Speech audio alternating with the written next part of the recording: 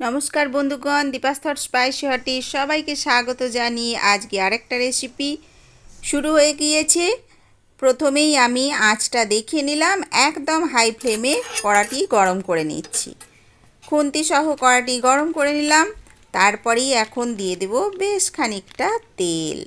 আজকে দিচ্ছি সাদা তেল, সয়াবিন তেল দিয়ে আজকে রেসিপিটি শুরু করে দিলাম। বন্ধুগণ, ভালো লাগলে অবশ্যই লাইক শেয়ার কমেন্টস করবেন।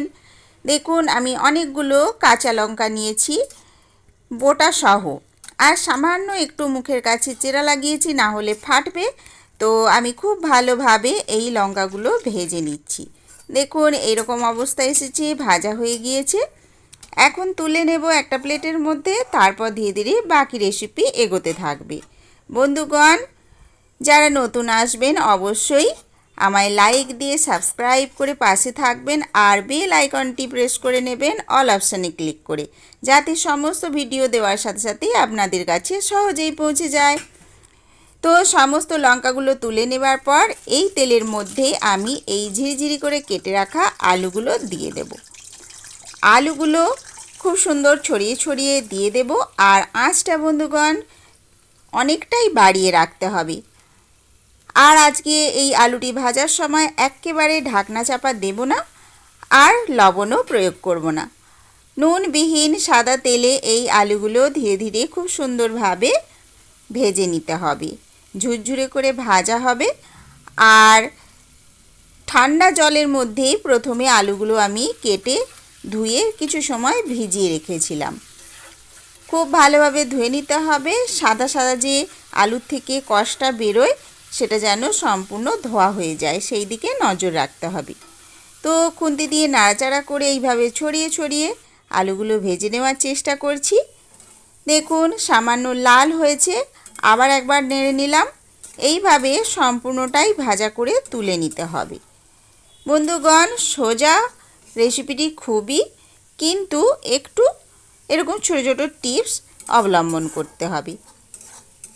তো বন্ধুগণ, আজকের রেসিপি সহজ হলেও আমরা ছোট বড়, বয়স্ক, মাঝারি বয়স সবাই এই আলু ভাজাটি খেতে ভালোবাসি। আর আজকে একটু সামান্য হেরফের করে একটা নতুন স্বাদ দেওয়ার চেষ্টা করছি। এমনি ঝুরঝুরে আলু ভাজাও ভালো লাগে, আর নরম নরম আলু ভাজাও ভালো লাগে। আজকের যেভাবে আমি আলু ভাজাটা করছি সেটা আপনারা সম্পূর্ণ দেখলে বুঝতে পারবেন সামান্য একটু নতুনত্ব রয়েছে। তো ভাজা আলুগুলো তুলে নিয়েছি প্লেটের মধ্যে। আর এইখানে একটি তাওয়া গরম করতে বসিয়েছি। শুকনো তাওয়ার মধ্যে বেশ খানিকটা পোস্ত নিয়েছি, গোটা পোস্ত। এটা এবার ড্রাই রোস্ট করে নিচ্ছি। হালকাভাবে এইভাবে খুন্তির পেছনটা দিয়ে একটু নেড়ে নিচ্ছি।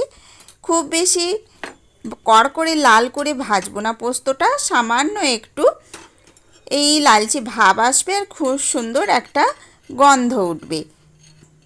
পোস্তদানাটা ভাজা হয়ে গেলেই সঙ্গে সঙ্গে নামিয়ে নেব। গরম তাওয়াতে বেশিক্ষণ রাখলে পুরো এটা বেশিভাবে ভাজা হয়ে যেতে পারে, সেই জন্য সামান্য একটু লালচে ভাব এলেই আঁচটা বন্ধ করে দেব। আর এই তাওয়াটা তো গরমই থাকে, এর তাপে খুব ভালোভাবেই ভাজা হয়ে যাবে। এখন এই শিলনোড়া নিয়েছি, তার মধ্যে এই রোস্টের পোস্তদানাগুলো ঢেলে দিলাম। শিলনোড়াটা ধুয়ে বেশ কিছু সময় আগে শুকনো করে মুছে রেখে দিতে হবে। তারপর এই পোস্তদানাগুলো ভালোভাবে একটু বেটে নেব।